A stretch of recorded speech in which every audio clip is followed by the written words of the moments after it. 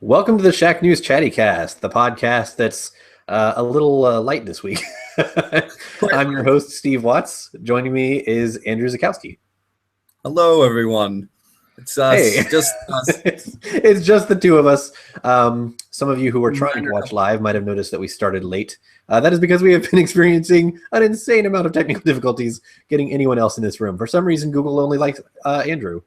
Yeah, Google just likes me for some odd reason. Granted, Andrew is a very likable guy. It's bizarre. It's bizarre, though, that we couldn't get anyone else in here. So I will be continuing to send invites to other panelists throughout the time and see if we can get anyone else in here. But it might just be the two of us. How romantic. So I'm blushing if I had a heart. So as I mentioned, this is the Shacknews Chattycast. If this is your first Chattycast, here's how it works. Ozzy Mejia, who's not here this week, starts up a thread in the Shacknews Chatty, asks for topics. We pick out some of the best ones, and then we chat about them. So Chattycast. This week, to open up the segment, we're going to talk about what we've been playing, and this is handy because I happen to know that we've been playing some of the same thing. We can't talk about it in that much detail yet. Can't give evaluation like a review. But we've both been playing Splatoon. Impressions?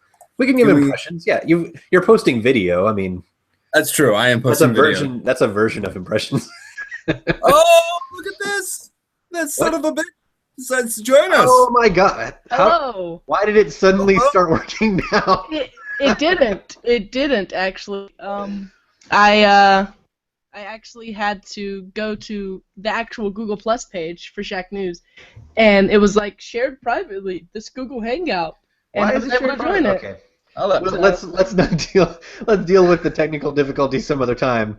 What the hell? But please welcome Josh Hawkins to the show. Yeah, I also didn't get the topics list, so yeah. I'm completely in the dark. We're working on all of those things. As we just mentioned. We're going to open up with what we've been playing, and Andrew and I have been playing the same thing. We've been playing some Splatoon. We're going to share some impressions. My impressions are cool. You're impressed? You are impressed? Now, I noticed that a lot of your videos are focused on the sort of single-player campaign, which I honestly did not know. I honestly didn't know existed. I'm reviewing it for like the first day and a half, I think. I didn't know that it was even a thing. And that's how little of a focus it is in the overall World Hub. It is definitely a game meant for multiplayer. I just posted a multiplayer video about some of the weapons, so hey, you guys should check that out. But I actually linked to that in the Splatoon announcement today. So there you go. If you're listening to this and you want to try Splatoon, they're having another global test fire tomorrow, which is the story Josh is talking about. No, it's not tomorrow. It's the 23rd. Oh, it's the 23rd? Yeah. All right. Are we even live on the YouTubes yet? We are, yes. We're still on Please Stand By on my screen. Huh. We should be live. Please stand by. Live. It might just be taking a little while to update the story because I had to swap it out. Okay. Let's not talk about technical things. Anyway, point is, talk about Splatoon and ink. Yeah, the single-player campaign in Splatoon is literally tucked in a corner. Yeah. There's a little character off in the right corner of the World Hub, and you go over there, and that's how you access the single player. Point is, they do not focus on it very much, but it's surprisingly pretty fleshed out and kind of fun. It's it reminds me sort of like of Ratchet and Clank meets Mario Galaxy or something. Yeah, I was about to say it has a very Mario Galaxy feel, just like all the levels are just suspended in air for some odd reason. It's very platformy. The bosses, I think, as Ozzy pointed out in his write-up for one of your videos, is very Mario, where it's like it has the 3 stages, and you hit the weak point with your Super Soaker, which might as well be Flood from Mario Sunshine, So it's definitely got that feel of Mario platformers, and it's well done. I was surprised that they put that much into this thing that is basically meant to be a multiplayer game. So I'm concerned and nervous because I haven't seen any communication stuff in the multiplayer yet. I don't know. Have you Well, Like there's hotkeys on the D-pad, I think, that say, come this way or booyah or whatever. Like say like I need to yell at my teammates though. That's how online works. yeah, like you Just get a system going. When you want to capture something, just look at it and yell "Booyah!" And then yeah. everyone can run. There's no like yelling at your teammates like to stop fucking up and stuff because it's a Nintendo game. They avoided all of that stuff. It's very much like very simple dialogue, and really it kind of stifles teamwork. You can't really like talk to your team, so it's kind of like every man for himself. And the game is designed in such a way that if everyone is playing kind of every man for themselves, it works fine. Although it did occur to me, all of the experience and currency is just tied to how much ground you cover with paint. Like kills don't actually matter. Like the only reason you get kills is because they are obstructions to painting the ground. So I was like, if you wanted to level grind and you just found some cooperative friends who agreed not to kill each other, you could just go around in circles painting all the grounds. It would be very effective. I should find some people that I can do that with. But yeah, I can't say much more because, like I said, I'm reviewing it. But I wanted to raise awareness about the fact that there is a single player mode. And it's worth checking out, folks. It lives. It is good. It is a good single player mode. So yeah, that's what I've been up to. Josh, what have you been playing recently? I have been revisiting The Witcher 2, Assassin of Kings, because I will be doing the review for The Witcher 3. I wanted to make sure I had, all my lore and everything brushed up, which, of course, I just spent, like, the past 6 hours putting together an article with all of the timeline of the game. But I've been playing that for the most part over the past couple of days. I've been playing a little bit of Reign of Kings with a couple of friends. It's a really, really fun early access Minecrafty DayZ-filled game, I guess. I don't know. It's fun to just relax and sit back and, you don't really have to worry about a whole bunch. The server we play on is very role-playing-esque, so, like, everyone's got their own roles. You don't just walk up to someone and kill them. You walk up to them, you're like, "Hi-ho, sir, so-and-so, how you doing?" So, yes, that's how people talk. So, Andrew, besides capturing Splatoon, which you can only do, 30 minutes at a time because of Nintendo's rules, what have you been playing? What have I been playing? I've been playing Smite, actually. I got the into Xbox One build? The Xbox One's build. I don't know exactly how much I can talk about it. That's all of us right now. We're like, we've been playing this, can't talk about it that much. In the eternal debate between PC versus consoles, because this Smite really brings up some of the major problems in the forefront. With PC, you have accuracy with the mouse.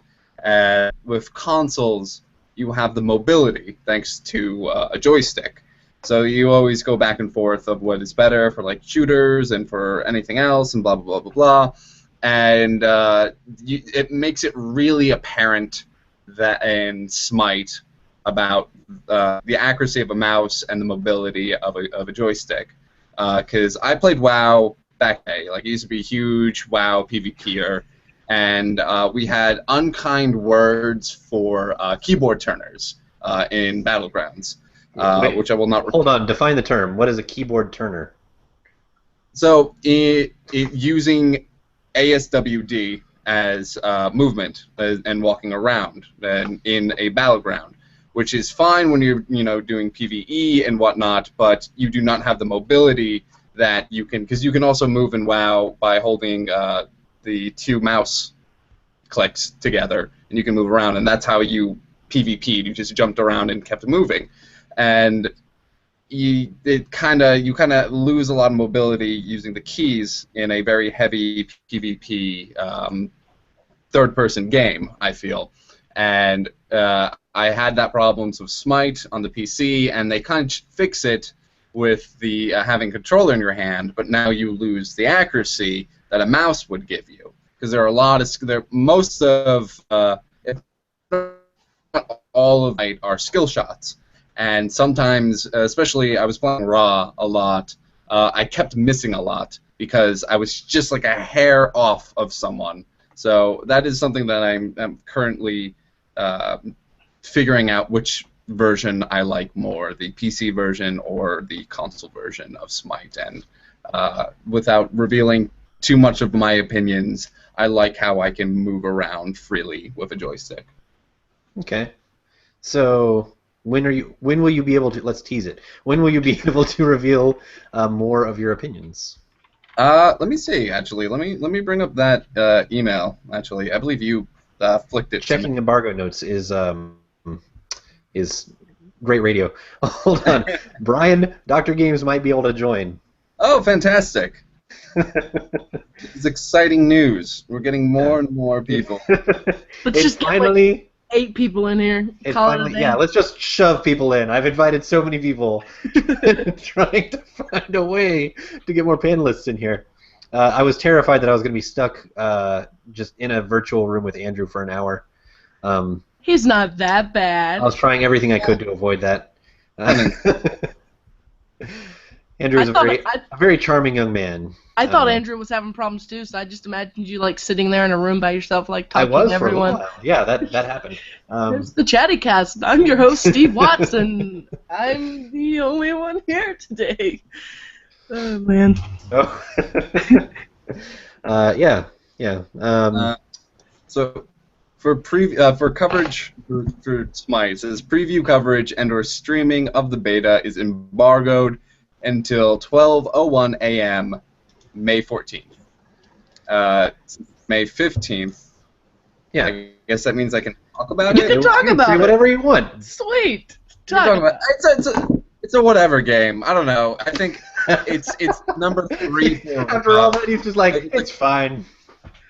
Fuck it. It's because Smite is like, oh, we're the 3rd best MOBA. I was like, yeah, there's a reason why you're not 1 or 2.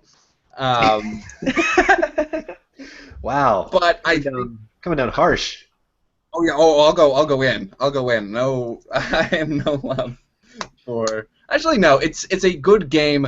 It's hard to compare it to League of Legends and Dota because they've been at it for longer, and it's a lot more. They're both more polished games. Well, I feel like the premise is almost like when you see movies come out that it's like a public domain story. You know, it's like they made a game like that, but rather than create their own characters, they're like, we're just going to use gods. Nobody owns gods. It is the extraordinary development of gods. We don't have to pay money. You need like a license or public domain characters, basically, is what I'm saying. I do think there's some hope for Smite. I think they're really smart trying to the console demographic, because console players have no concept of MOBAs. They've never really had to experience something like that. And on consoles, you just have to buy heroes. If you choose to buy heroes with actual money, you can buy it with in-game money. I'm concerned. I don't want to stereotype console players because I consider myself more of a console player, but we don't like to read a lot of stuff. And I think a lot of players will have auto items on their for the store, because like console, like they're not gonna like sit there and go like, what do all of these items do? Auto items. So I'm excited to see how console players will adapt to it, I guess. It's not as console. Speaking of PC games making it consoles, when are we getting Marvel Heroes? When is that happening? What the hell? It seems like such a perfect fit. Yeah. So that voice, everyone. Welcome, Brian Carr, Dr. Games. We usually only have 3 people on the live Chattycast, but since I send out invitations like mad, we have 4 today. We started with 2. We went up to 4. At this rate, by the end of the show, we'll have like 90. It wasn't working. I was starting to take it a little personal, honestly. I was like, yeah, it's not working. That's it.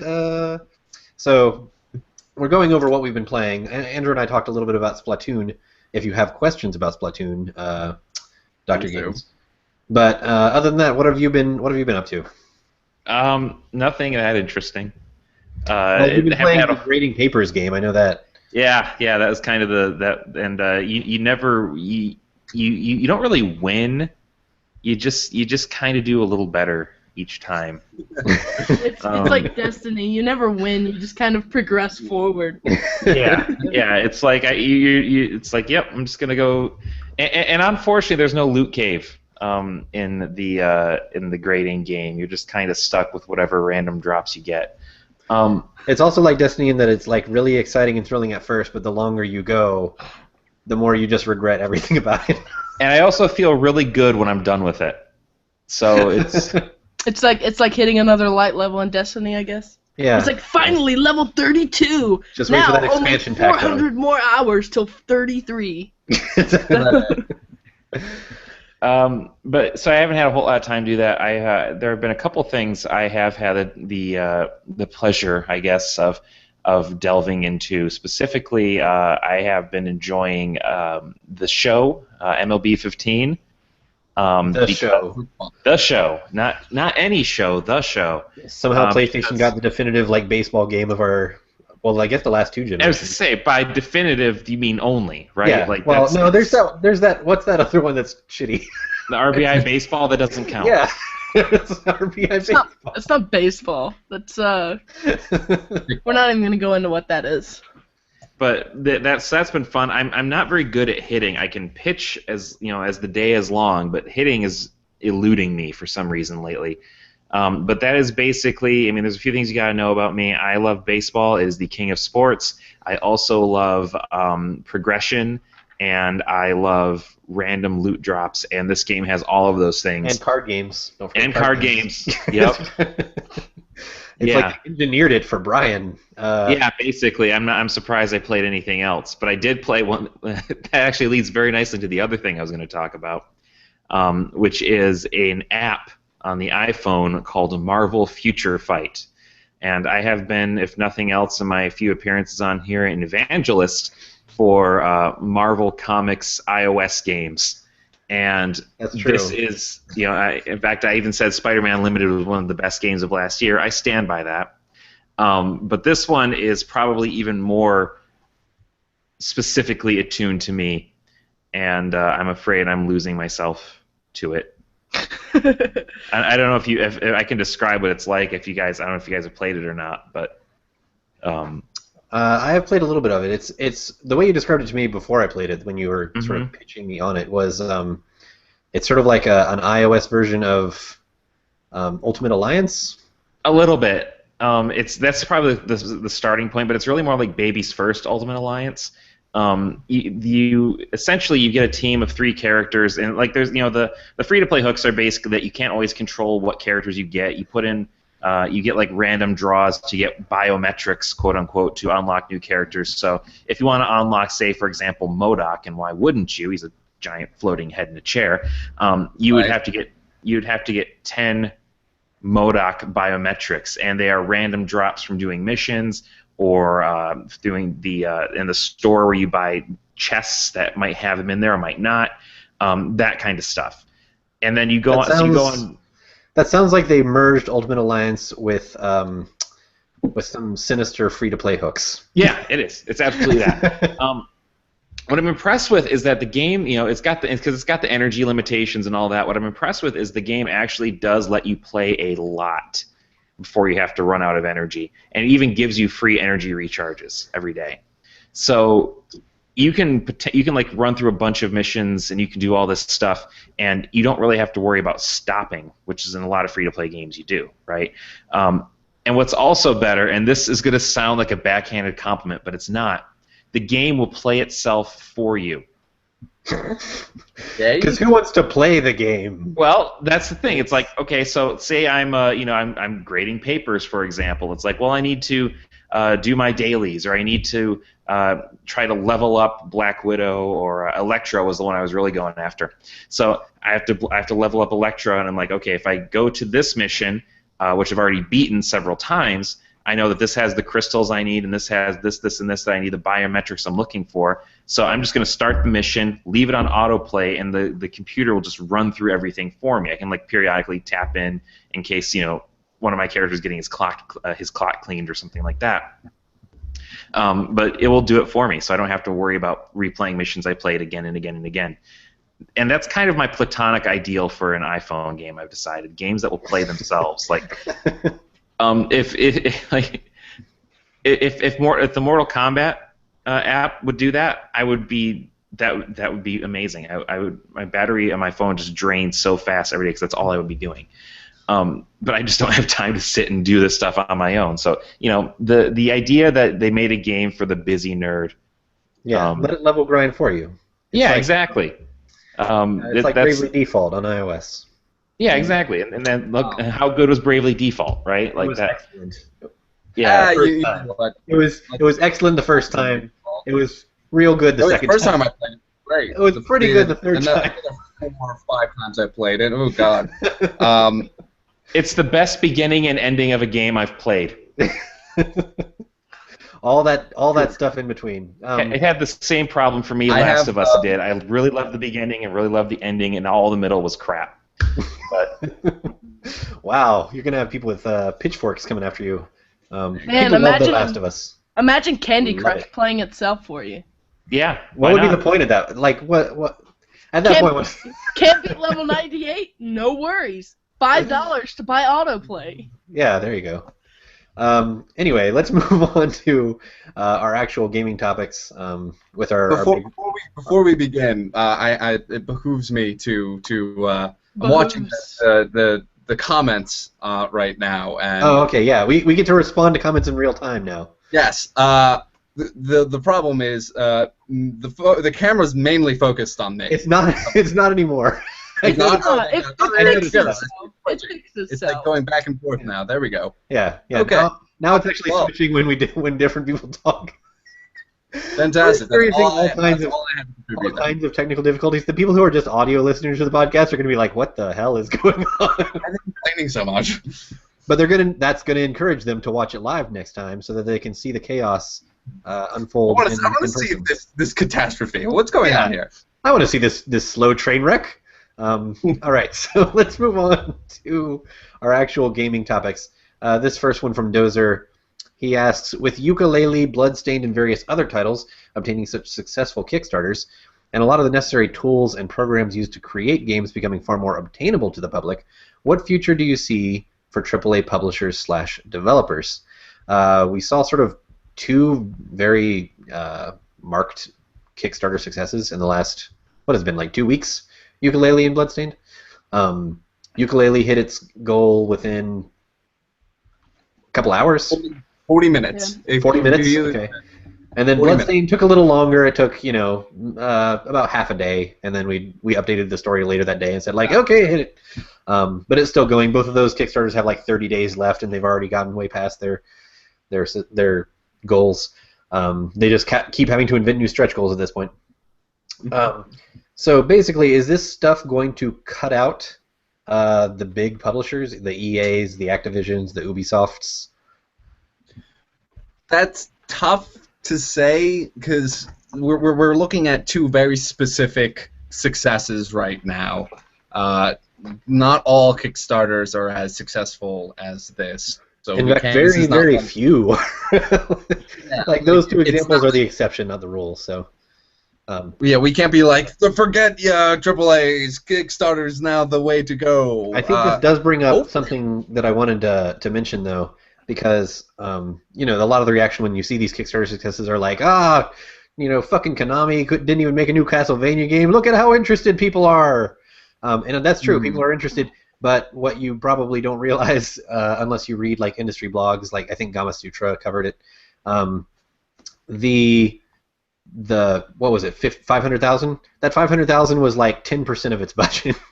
Like that's basically just to prove that people are interested enough in it, that they can shop it to investors, and they have investors already lined up, I think. They have investors, and the investors wanted to see people being interested in it. Yeah, exactly. So it's not like you're funding the entire game.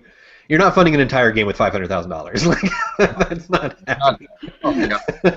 No, a lot of these Kickstarters are like that. Like it's like, oh, we need to raise up this amount of money so we can hire an extra coder so we can get the game out quicker, or so we can do this and that. And a lot of people don't read into all of that. Like you said, it really the only people that know that are people that read sites like Gamasutra and other industry blogs.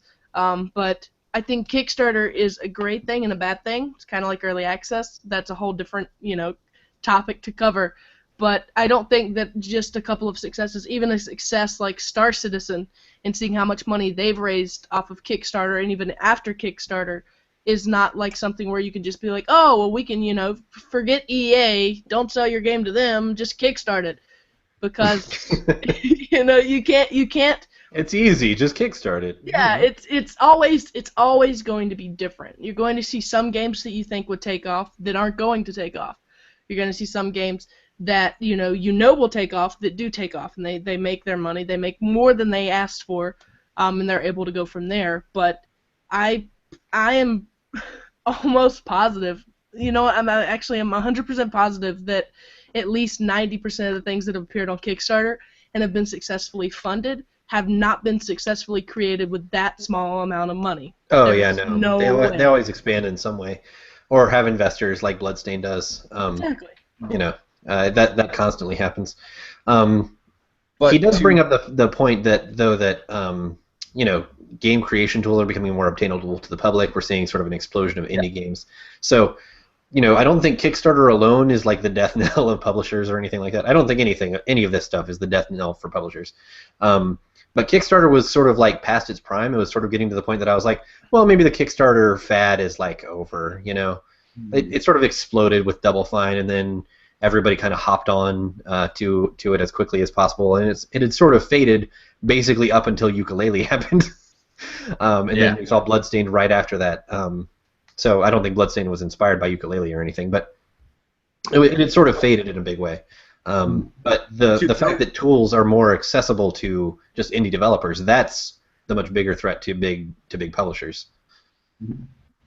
And that's the thing, like, to go more lines to the question that was asked, like, now that we have more access to tools like this and people have access to get funding without going to AAAs, like, we might see a more shift in that way. And what will happen to AAAs? I think they just need to really, they're going to step up their game. They're, like, if they're going to be a AAA game, they need to have the powerhouse of a AAA, power. Like, they have the money, they have the media, they have the reach, then they're going to have to use all of their resources to stand up from the homebrewed games that are coming, I guess.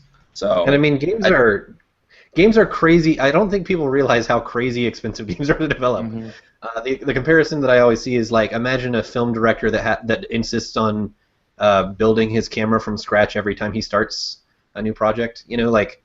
That's the level of work involved. We do have middleware and stuff, so it's not a perfect comparison, but that's the level of work involved. And so I think gamers tend to get very frustrated with AAA publishers for like, oh, you're shoving microtransactions down our throat. Oh, the Mortal Kombat has the easy fatality thing, which is dumb. Like, I'm not going to say that it's like a cool, smart move from Warner Brothers, but at the same time, I bet having, just like the creation of the art assets and the creation of, all of the things that go into making a game, you're not just filming actual people, you're creating a living world with technology. And all of the cost of that, Warner Brothers is like, look, this isn't economically viable unless we offer some stupid thing for dummies to buy. Like, we need to have that somewhere in our business model, or else we don't have the money to make another Mortal Kombat, So it really seems like just people underestimate a lot the cost of making these big AAA games. The other thing about Kickstarter that nobody seems to want to talk about, it's a popularity contest. Oh, yeah. Like, we can talk all about, Double Fine did, or Igarashi did, or Inafune did, and they got these millions of dollars. Guess what? They're Double Fine. They're Igarashi. They're Inafune. there's always going like the idea that we can all of a sudden, because it feels like right now we're kind of like getting back to that point where we were a couple of years ago, where Kickstarter looked like it was going to be the future and goodbye publishers and all that stuff. But it's like we I think this is the other thing too. I think sometimes the gaming community and the culture has this sort of goldfish-esque memory span, right? That we had all these conversations before, and now we forgot about them, and now we're starting to have them again. And I think that's the problem I have. You see the same thing with like podcasting, other things like that. Yeah, sure, anybody can do it, anybody can make a lot of money, but if you have the established brand, if people know who you are, if you've got a platform that you can reach out and have more reach just by virtue of your name, you're going to do really, really well. For a lot of developers, they don't have that. So I don't see the notion of AAA going away. I think you're going to see more and more sort of segmentation where you have AAA up at the top, and you're going to have the independent or like smaller scale developers at the bottom. And I think you're still just going to see the middle just go away. Like that's kind of what I was getting at. Like all these tools and the Kickstarter thing, that's doing great for the indie scene, and the indie scene is exploding right now. But the AAA publishers aren't going away. They're just going to keep doubling down on, okay, well, if to make a $60 product, we need to, have this much content and have this much DLC, then that's what we're going to do. That's how this business model works. And there's just like the middle tier of like, Darksiders, like games that are like solid and just kind of like solid cult successes that don't really like move huge units. That's the kind of thing that's just going to die. Well, it's not even just it's not even just games. It's the companies too. I mean, Konami. Yeah. Well, Konami is a whole. Okay, so maybe not the best example, but let's not talk about Konami. But look at Capcom they're too, right? running themselves out of the market. But yeah, I think Capcom's a good example. Like, yeah, Capcom, what are they Konami, even doing? A lot of these companies that aren't major platform holders aren't like these big multinational behemoths like a Ubisoft or an EA or an Activision. They're kind of getting out of the market. I mean, Square just said the other day. You don't have 20 studios to spread out the development. Exactly, and was it Square Enix just said the other day that they are tired of the I can't read the exact words, the oligarchic and overly competitive nature of console development, so they're going to go to focus on mobile games, which are, by the way, also very oligarchic and competitive. So it's like, okay, you're going from one to the other, but they're not the only ones, and I think I don't see Kickstarter changing that. I think Kickstarter is just going to be this. It will help more money go to the bottom, but a lot of it's going to be at the top and with nothing really in between. Yeah, and I mean, to address Dozer's question, what future do we see for AAA publishers and developers? It sounds like we all see them surviving just fine. They will be fine.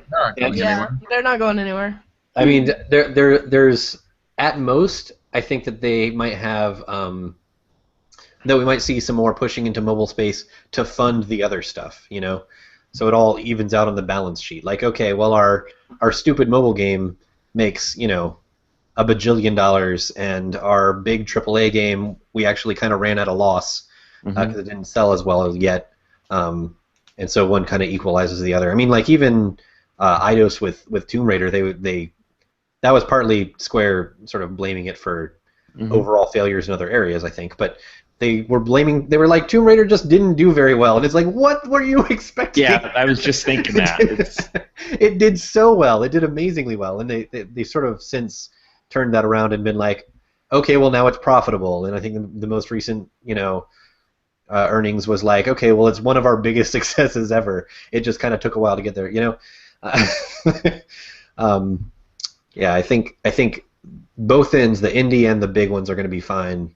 You might see the big ones adopting some indie styled things once in a while just to like experiment in that space. Yeah, and I think too it begs the question of, like long term, like I think they're going to be fine for now. I don't think, like I said, back to the question, I don't think like Kickstarter is going to change that.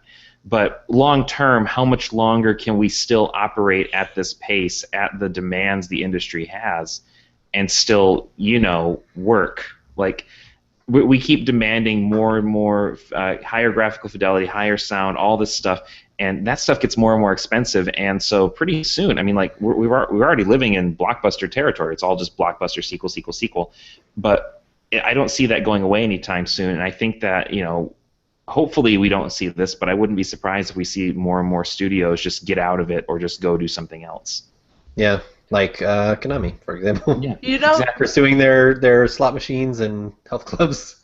This is all this whole situation is very reminiscent of when digital, when watching movies and stuff digitally started to come out, and everyone was like, "Oh, movie theaters are gonna be a thing of the past," and like you kind of saw some of those smaller tier theaters close down, but like the major theaters, they're still going. They're not going anywhere anytime with like, soon. the 30 screen megaplex is still doing fine.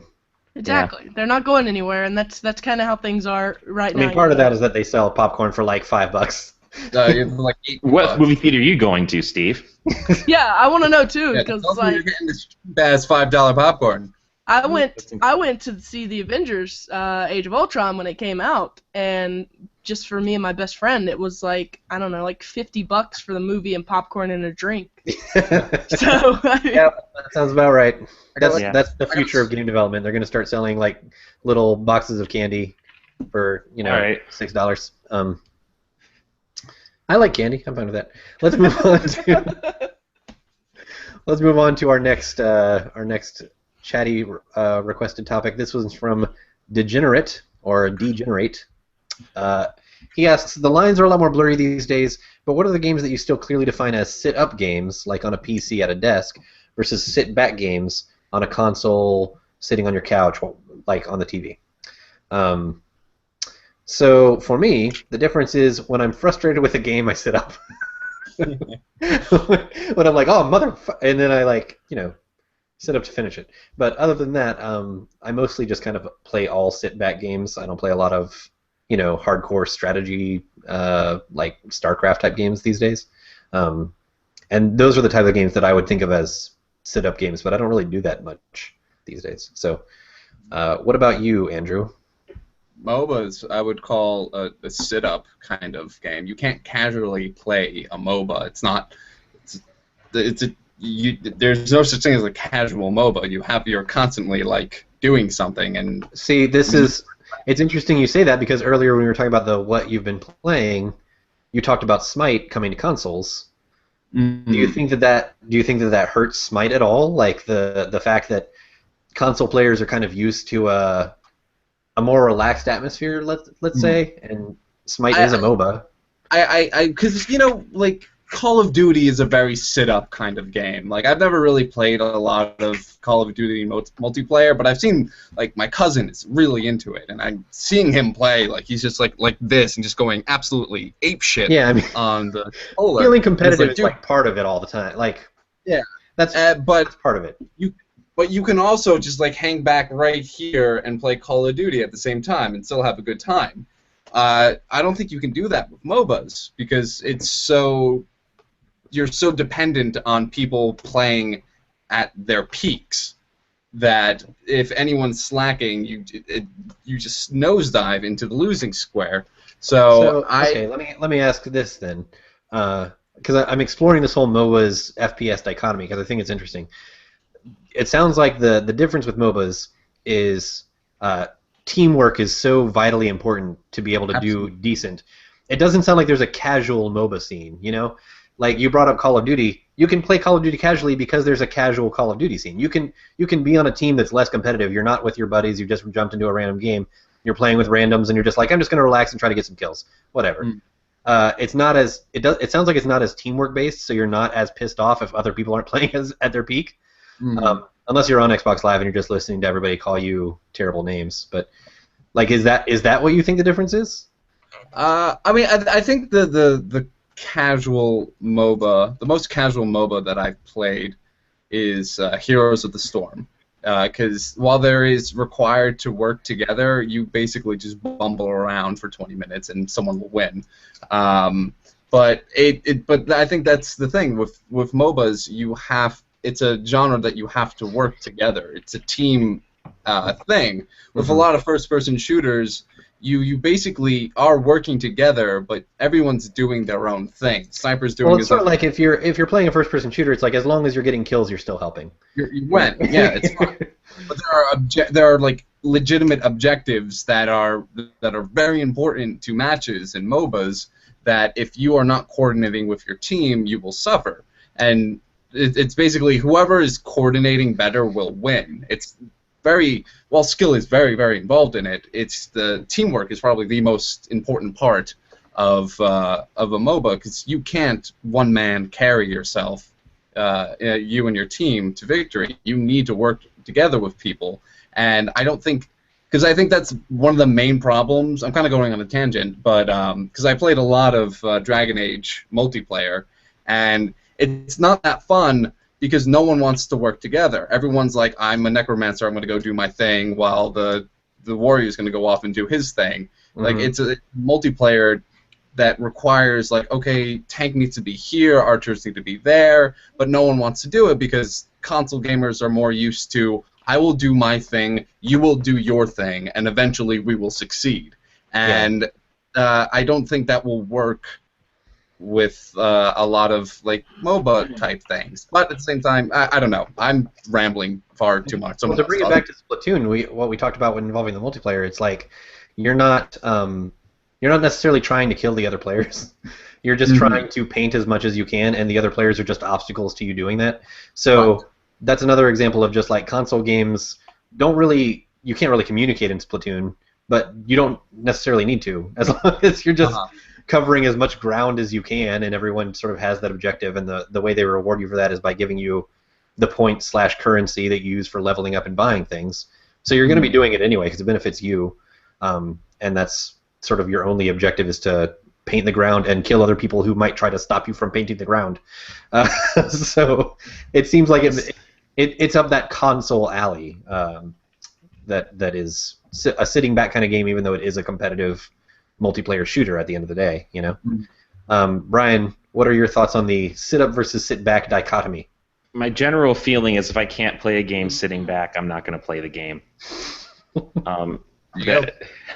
I sit at a desk enough, so I don't want to. I also don't actually have a desk at home that has a computer on it. I don't either. I just have my laptop. I don't actually have a gaming computer, which is probably blasphemy and anathema here on Shack, but I just don't have one. I want one, like I would like one, but I just don't have one at the moment. Yeah. I used to, but it died. So that's my story. How dare you? Yeah. Excuses. Yeah, but like I mean, like that's the thing though. Like it's sort of a different mindset when we're talking about the sit up versus sit back mentality. It sounds like you're just saying, like, when I get home, I just want to relax. Yeah, it's and not play a game that I feel like intense pressure. You know, Yeah. for some people, the intense pressure is part of the fun for them. Mm-hmm.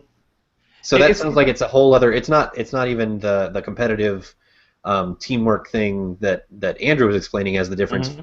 For you, it sounds more just like, if I can't sit back, then it's not a relaxing experience. And It's purely a physical thing. Like we can be competitive, whatever, but I'm gonna sit on my couch.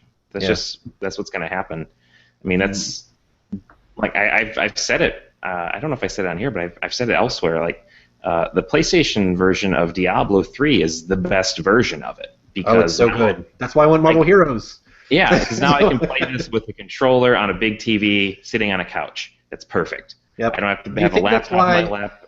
We've seen console manufacturers try to produce like keyboards, like a gaming keyboard that's wireless, and you can have it on your couch and play. Like, do you think this whole problem is why those have never really taken off?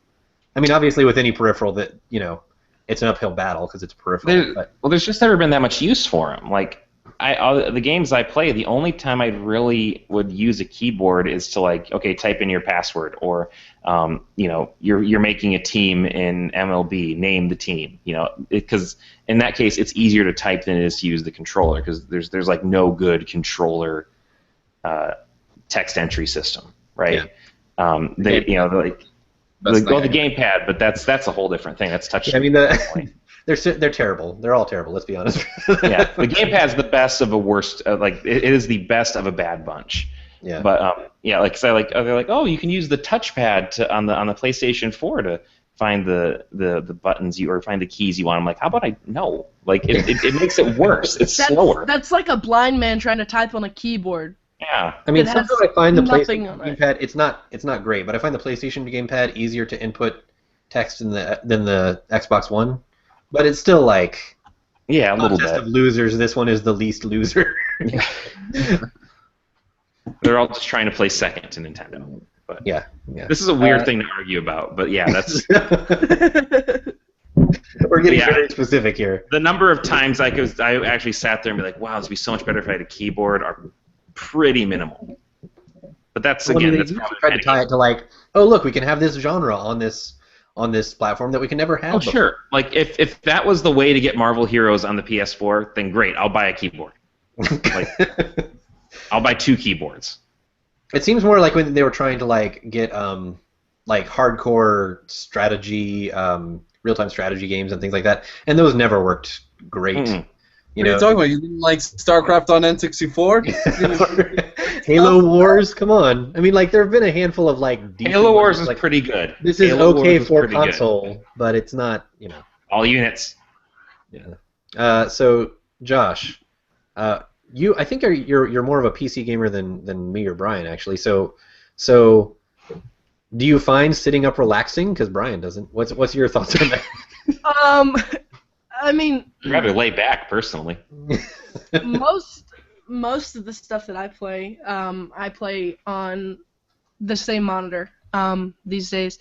Like my computer, my PlayStation, my Xbox One, they all run to the same monitor, and I just switch between the inputs when I need to.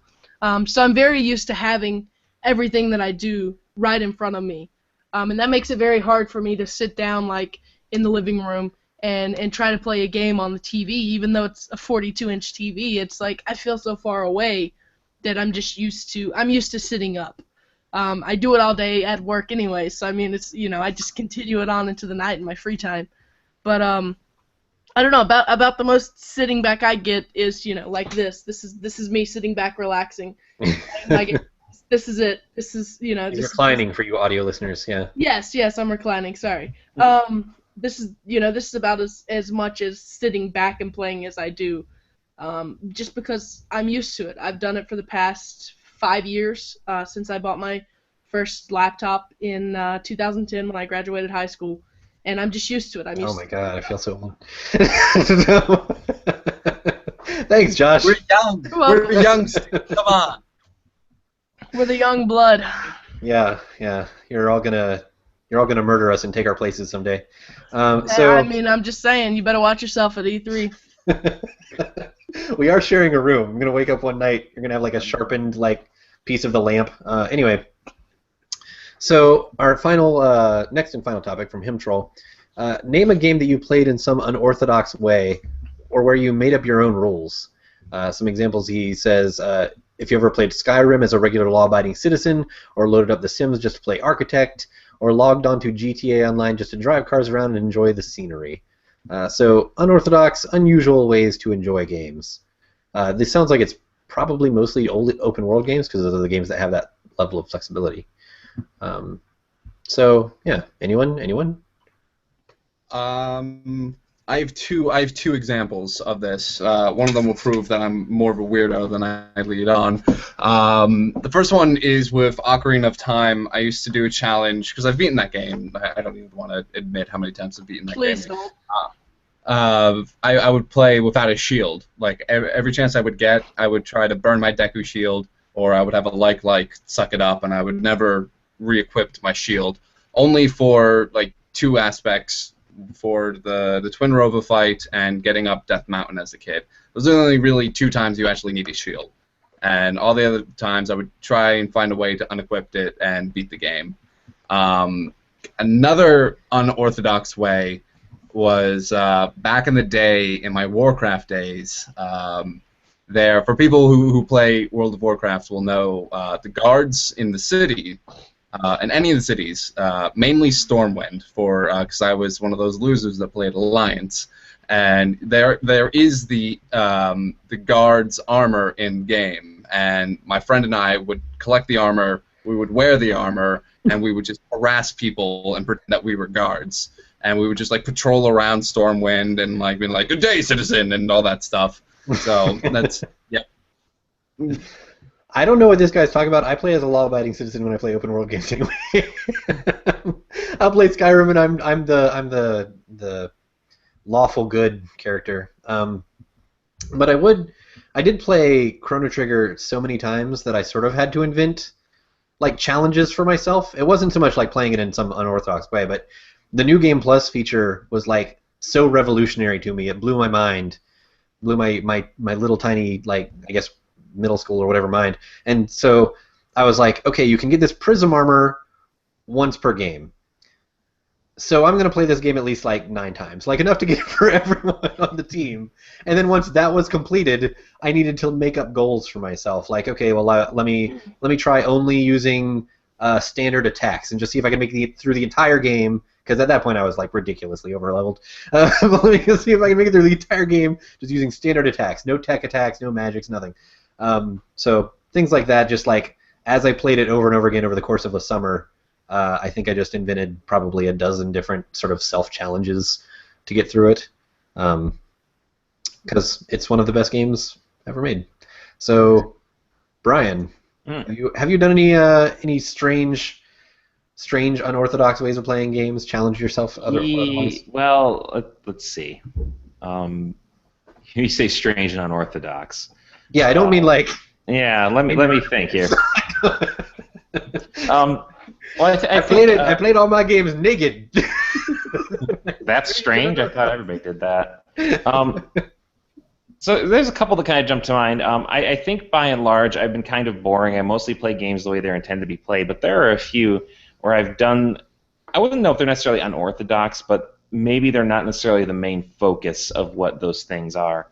Like for example, with the most recent Smash Brothers, there were times where I was eating breakfast or something. I didn't want to watch TV, so I'm like, all right, we'll have an amiibo fight. So I just basically have like an amiibo gladiator arena, or I'm just like, here's 8 of you, and entertainment fight each other. Fight. I'm picturing you like eating Cheerios, going like, yes, fight for my. Yeah. I have everything and you have nothing. Yes. So that I don't know. I might have, but I don't think that's that weird. Like that's a lot of people. I do think that, probably right? a lot of people do that. Yeah. And when I was younger, so much younger than today, I would we had like the N64 wrestling games, and I would like make before Video Game Championship Wrestling did it. By the way, I would make video game characters and have them fight, and I'd write stories about them and the whole bit. Oh. So. There you go. But again, I don't think that's that weird. I think that's kind of the point. Is you're supposed to use those games for stuff like that. Yeah. So. I mean, he actually mentioned. Actually, that makes me think. When I was a child, I used Mario Paint to make little animated movies, which I don't think they really intended, but like, I'd have like an animation. I'd like plan out scenes, and I'd have like an animation for one scene and then another scene. Little movies that usually starred Mario because that sprite was already made. Mm-hmm. Also, since he mentioned The Sims, I realized like. Back when the first Sims came out, which is like the only Sims game I've played, I was much more interested in building the house than I was in actually living out the Sims' lives. So I would put in whatever cheat code allowed you to like have every house part, and I'd just like build my little perfectly manicured, architectured house. And then I'm like, well, I guess people can live in it now. Like I don't care, but I don't care about the Sims living in this thing. I just wanted to make like the perfect house. It was a weird like architecture fantasy for me at the time. So Josh, have you played any unorthodox ways? Yes, quite a few. I've done the Sims thing. I've also he mentioned getting in GTA Online and then just driving cars around. I should mention here that Josh is our guides guy. So if it's anyone's job to poke at the corners of what a game is supposed to let you do, it is Josh. And every time, like RPGs are one of my favorite genres of games, especially RPGs with freedom to make choices and dialogue and stuff like Skyrim, Pillars of Eternity, stuff like that. And whenever I go into these games, I think a lot of people kind of do this, but maybe not to the degree that I do. Like I choose the kind of character that I want my person to be. Like when I'm replaying through The Witcher 2, I decide what kind of person I want Geralt to be. If he's going to be, a complete jerk. He's going to be like this, this guy that's like, oh, let me help you, or whatever. And I stick with that the entire story of the game, no matter how long it takes. Like if I'm a jerk once, I'm a jerk all the time, And I take that to a very high degree, especially in games like Skyrim, where you kind of get to decide more about what kind of person you want to be. And it's like, well, I'm going to be a bad guy, so I guess I'll just go into this village and murder everyone. Yeah, I mean, like that was always the problem with games like Mass Effect, right? Where like they kind of you get funneled down this one path where it's like, well, now that you've been a good guy, you kind of have to be the good guy the whole time to get all the unlocks. I generally played those games as like, I'm the good guy that will occasionally punch a reporter in the face. Like if you really piss me off, I might do something. But like, I never liked being the good guy. Like it's always like whenever I play a game like that, I'm like everyone else is gonna be the good guy. Like when I played the Walking Dead games by Telltale Games, like I was a jerk. I was like, oh, I only care about my survival and Clementine's survival. Screw the rest of you guys, So I was like, that's a perfectly valid way to play the game. Yeah, it's valid. Yeah, I know. But like I took it to a varying degree. In games that I murdered so many allowed people. me. That's what I'm saying. Yes, quite a few actually. But another thing that I kind of do that's unorthodox, maybe I guess in a way, is when I'm playing games, I talk to the people in the games even though they can't hear me. Like if the person in front of me is like walking too slow, I'm like, dude, come on, you got to move faster. Move faster, Tris. Walk faster. And there's people that do that, I'm sure, but like we're all crazy, Yeah. Well, we're just some all of us kind more than others. There have definitely been times that in playing games like Skyrim, and I think actually Skyrim in particular, where I was like playing down a certain like moral path where I'm like, I'm a good guy. Well, I wasn't a guy. I was the lizard people, Argonian or whatever it was. I'm a good lizard. And then like some horrible thing happens and there's a misunderstanding and I just kill a whole town and I'm just like, okay, well I guess that's my legacy now. Completely understand. There was a misunderstanding. A guard attacked me. I attacked him back. The whole town got involved. I don't know. Things got out of hand. And then you just kind of have to play the rest of the game that way. Also you talking about making little videos in Mario Paint. It made me think about when I was, God, I don't know, but it was back when like Microsoft Flight Simulator. Did you crash a plane on purpose? No, I could play it. I could play it on my laptop, and like my brother and I, we had this we would get mom's digital camera and like hook it up, and we would like act out these scenarios in the flight simulator, like recording the screen of the laptop, and it was just, I don't know. I don't think any of us are gonna top that unorthodox way. I'm a nerd. I'm a nerd. We role played as a pilot and his co-pilot. Yeah. I don't think any of us are gonna top that. Let's go to the closing out the show here. We're gonna talk about what we are doing over the weekend, what we have planned. So, Brian, as our special guest and the person we had the most trouble getting on. How about you let us know what you have planned? I'm enjoying these brief few days where I have to get back into doing professional type stuff. So we're probably going to go see Mad Max. That's going to happen. And that's honestly all I have planned for right now. I was kind of shocked at how good the reviews are for that thing. It was one of those movies that I don't really know Mad Max. I wasn't keeping track of it at all, and then I checked Rotten Tomatoes yesterday, and it was like a 99% or something. Yep, still there. Like, what the hell? 99%.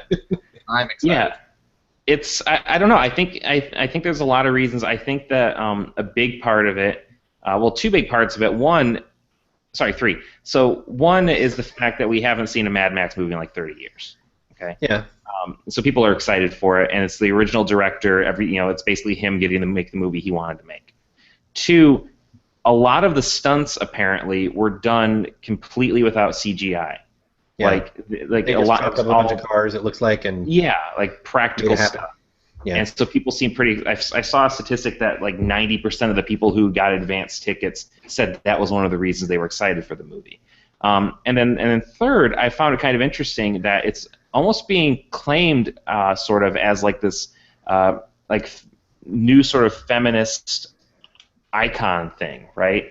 And the idea that maybe this is a movie where women take are front and center, even though they're not even though it's not like Mad, it's Mad Max. It's right. But the fact that the women play a huge role in it, I think also is something that's attracted to a lot of people, especially people who might not necessarily traditionally be into this kind of film. So there's it sounds like everything they did, they pretty much did right, and it's going to be something that you don't see a lot at the movies these days in terms of like the big budget sort of action movies. So I'm kind of excited for that. Like you, I'm not too familiar with the Mad Max universe. I know it sort of by osmosis and association, but I haven't actually sat and watched the movies. But this one I'm really, really excited to see. Yeah, pretty much I know like something Australia. Yeah, it is for Australia. Friend of the site, Zab D'Amatos, I enjoyed his summary of the world where it's like it's a world where fuel is scarce, everyone races. Yeah. It's the weirdest premise. There's a guy with the flaming guitar, which right there. I mean, this has flaming guitars and it has Charlize Theron with a robot arm. There's no way I wasn't going to see this. Yeah, obviously. I'll go next just because I feel like I go last every week, and that's somewhat egotistical. I don't try to bring up my child too often on this podcast, but she's turning 3 months this weekend, and the reason that's significant is that we were told by our pediatrician, don't take her out to like malls and things like that until she's 3 months. So this weekend we are going to celebrate by going and actually doing something. It's very exciting for us because until Sunday, we've always been sort of sequestered where like one of us can leave but not both of us. Like one person needs to be home with the baby. So we haven't really gone anywhere like together. So we're actually going to like make a day of going places with our baby for the first time. And that's exciting. See pictures on Facebook. We're gonna go see Mad Max. We're gonna ruin everyone's movie experience by taking our baby to see Mad Max. I'd be more worried if she's like really into it. Yeah, she loves it. It's weird. What's that? Wrong female roles? What's not to love? Yeah. Her first word was blood. I don't know. I'm worried. Anyway, so she's like running her little Power Wheels Jeep over people and like. So Andrew, what are you up to? What am I doing? I'm going to try and see Mad Max, speaking of. That's probably what I'm going to try and do tonight. And then I'm going down to my family. My family owns collectively a big shore house down in Seaside. And for people who are not in Jersey, I don't think you guys realize how important Memorial Day weekend is for us. That's kind of the official start. Oh, holy crap, it's Memorial Day weekend. No, that's next week. Next weekend. Oh, see, I don't even know. No, this weekend is us. They don't unchain us very often. Sorry, go ahead. Well, so my weekend is basically me getting me and my family, my cousins and whatnot, just cleaning up our beach house so we can enjoy Memorial Day weekend. So that's pretty much what I'll be doing. And I bought a Camus book, it's The Stranger, so I'll be reading that while I'm like cleaning kitchen stuff. So that's all. You might need to define that. Albert Camus. He's the dude who basically absurdism, existentialism, all that fun stuff that I scream at night thinking about. You've got a weirdly intellectual weekend planned. I like to read stuff. Kicking back, reading some philosophy. You know how we do. So Josh, what are you doing? What are you doing this weekend? Hopefully, I'm going to be playing a certain game. Oh yeah, that's right. But it's not really looking like that at this point. Well, on top of things, I'm going to, I guess, just play some more of The Witcher 2. Maybe try out this little game called Windward, which looks pretty interesting. And probably read a little bit more of The Way of Kings by Brandon Sanderson, which is a great book, by the way. But that's basically going to be my weekend, and spend some time with the family. The usual. All right. Well, that is the show. Thank you for bearing with us with the technical difficulties. Steve. I think we've figured it out now. I think we actually know how to get people in the room on demand now. So next week this shouldn't happen. Thanks for listening, and go to iTunes, check us out, and give us a rating if you like us. If you don't like us, keep it to yourself. So for Andrew Zakowski, Brian Carr, and Josh Hawkins, I am Steve Watts, and we'll see you on Chatty. Bye. Goodbye. Bye.